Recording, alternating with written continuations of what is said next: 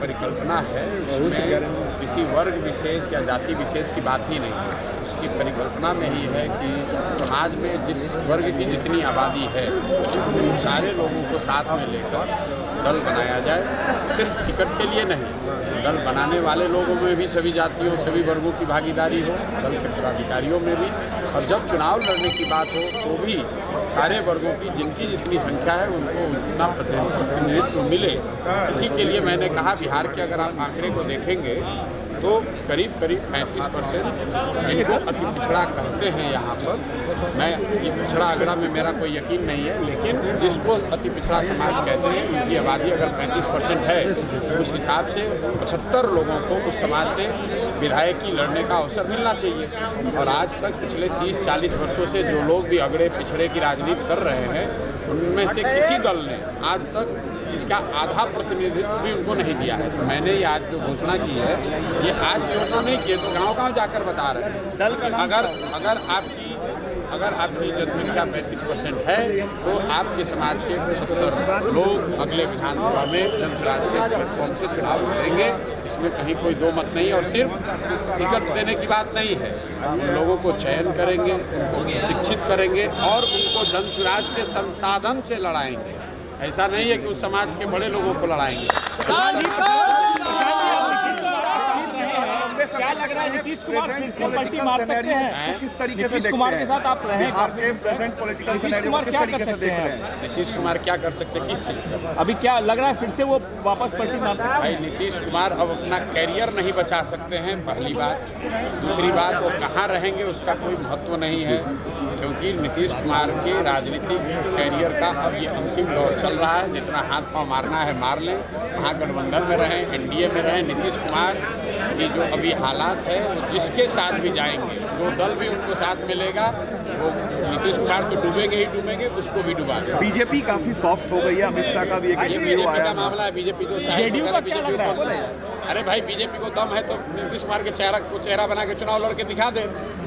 BJP वालों को अगर दम है तो घोषणा करें कि अगला मुख्यमंत्री नीतीश कुमार होंगे और चुनाव लड़ के देख लें, पार्टियां खड़ी हो जाएगी। आपने ममता जी के भी साथ काम किया। बंगाल में टीएमसी ने अनाउंस कर दिया कि 42 पे वो कंटेस्ट करेंगे, तो इंडिया ब्लॉक में आप सीट शेयरिंग किस तरीके से देखें? भाई ये मेरा विषय नहीं है, मैंने सिर्फ ममता बनर्जी के साथ नहीं काम किया है। इंडिया ब्लॉक में जितने मुख्यमंत्री बैठते हैं, चाहे वो केजरीवाल हैं, स्टालिन हैं, उद्धव ठाकरे हैं, दीदी हैं, सबके साथ मैंने काम किया। लेकिन ये काम मैं पहले करता था, अब तो मैं काम करता नहीं हूँ। मेरा उन बातों से कोई लेना देना नहीं है। बिहार के संदर्भ से जो आप पूछिएगा, मैं पिछले 2 साल से बिहार में हूँ, बिहार के गांव में हूँ, घर घर जा रहा हूँ, और मेरा नज़रिया सिर्फ बिहार को लेकर है, बिहार की जनता को लेकर है, बिहार की स्थिति कैसे सुधरे उसको लेकर है। और इंडिया क्या करता है, कौन बनता है, कौन हारता है, जीतता है, इससे मेरा कोई। प्रधान जी 500 बच्चों को पढ़ाने की बात आपने कही है। नहीं, पढ़ाने की बात मैंने ये कही कि मेरा अपना मत है, जो मैंने आपको आंकड़े बताए कि सिर्फ 1.5% लोग ही सरकारी नौकरियों में बिहार में हैं,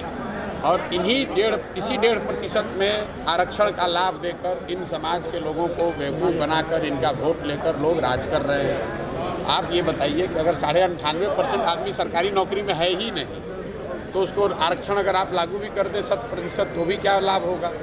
इसलिए मैं ये कह रहा हूँ, आपने ये कहा, मैंने पहले कहा कि समाज के लोगों को ये चिंता होनी चाहिए कि आप अपने बच्चों को पढ़ाइए, और उस दिशा में जनसुराज अपनी ओर से हर जिले से 8 से 10 मेधावी जो छात्र हैं, जो गरीब परिवार के हैं, वंचित समाज के हैं, उनको जनसुराज अपने खर्चे से कॉम्पिटिटिव एग्जाम्स की तैयारी के लिए पढ़ाने की व्यवस्था करेगा। पहले से भी हम लोग बिहार में 100, अभी मैंने कुछ दिन पहले 100 बच्चियों को पूरे बिहार में कंपटीशन के जरिए चुनकर उनका खर्चा हम लोग दे रहे हैं पढ़ाई का। और अभी ये 500 जो मैंने ऐड किया है, ये पूर्णतः कर्पूरी जी के सम्मान में उनके नाम पर ये स्कॉलरशिप 500 लोगों को जनसुराज अपने संगठन के तौर पर। तो क्या निजी क्षेत्रों में भी आरक्षण होना चाहिए? भाई मैं सबसे पहले शिक्षा होनी चाहिए। मैंने आपको आंकड़ा जो दिया कि जब नौकरी है ही 1.5%, तो उसमें चाहे आप 20% आरक्षण करें या 40, मान लीजिए कि आपने 100% आरक्षण कर दिया, तो भी तो 98.5% की जो आबादी है उसको तो कोई लाभ मिला नहीं।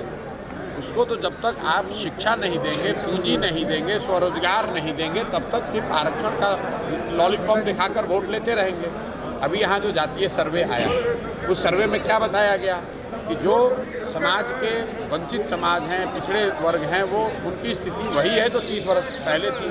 तो आप मुझे ये बताइए कि 30 वर्ष से सत्ता और संसाधन पर किसका अधिकार है? 2 लोगों का अधिकार है, लालू जी का और नीतीश जी का। इन लोगों को पता नहीं कौन होशियार आदमी सुझाव दे रहा है। ये तो ऐसे हो गया कि कीचड़ जमीन पर उसको उठा के इन्होंने अपने मुंह पे लगा दिया।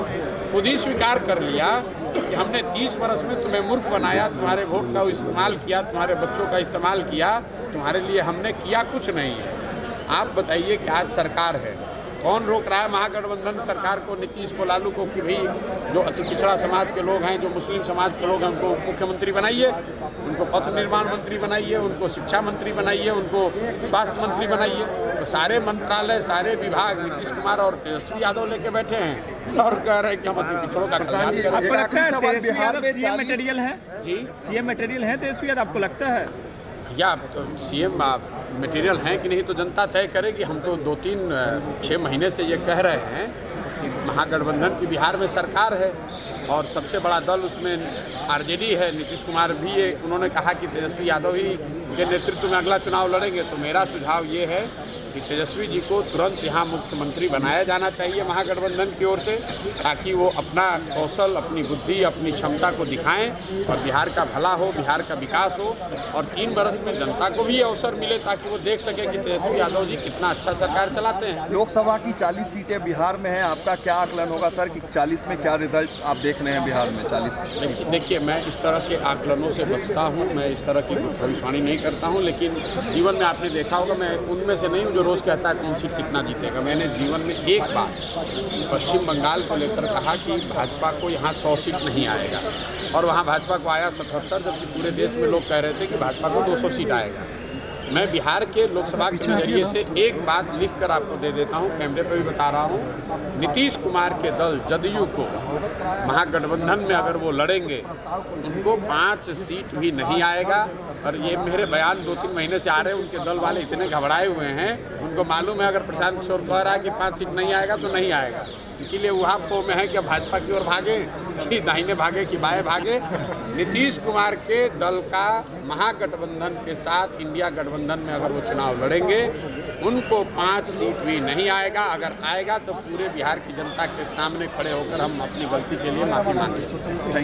किसान जिंदाबाद, किसान जिंदाबाद, किसान जिंदाबाद।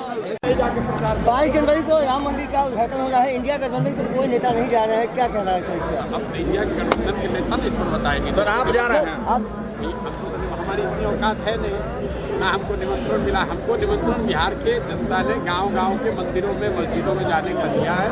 वो काम हम कर रहे हैं पिछले 16 महीने से।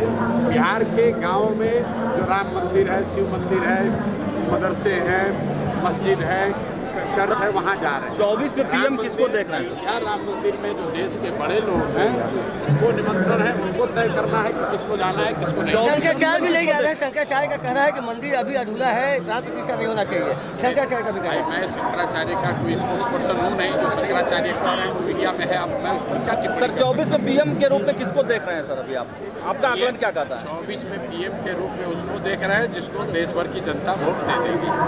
जिसको मोदी या राहुल गांधी? सर प्रशांत जी, एक सेकंड प्रशांत जी, प्रशांत जी